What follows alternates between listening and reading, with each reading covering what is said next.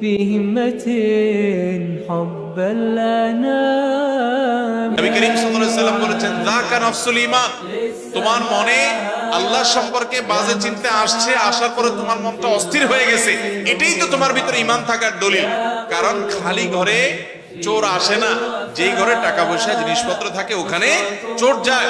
তোমার মনের ভিতরে শয়তান এসে তোমার ভিতরে যেহেতু ঈমান আছে এই জন্য বাজে চিন্তা ঢুকাচ্ছে, তোমার ঈমান নষ্ট করার চেষ্টা করছে। তুমি সেটা টের পেয়ে গেছো, অস্থির হচ্ছ, পেরেশান হচ্ছ, এর মানে হলো তোমার ভিতরে ঈমান আছে। এটা ঈমান থাকার প্রমাণ। তোমার টেনশনের কারণ নাই, বরং আল্লাহ শুকর আদায় করবা। আর এটাকে একেবারেই আমলে নিবা না। এরকম ইচ্ছার বাইরে মনে বাজে চিন্তা শয়তান ঢুকিয়ে দিচ্ছে, এর কারণে আপনার ঈমানের ক্ষতি হবে না, এর কারণে আপনি বেঈমান হবেন না, বরং এরকম পরিস্থিতি আসলে কয়েকটা কাজ করবেন। নাম্বার 1, এটাকে একদম আমলে নিবেন না। নাম্বার 2, খুশি হবেন যে আমার ভিতরে ঈমান আছে, এজন্য শয়তান আমাকে খোঁচাচ্ছে।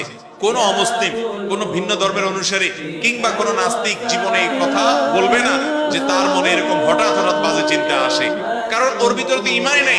শয়তান তার কাছ থেকে ঈমান ছিনিয়ে নেওয়ার চেষ্টাই করবে না।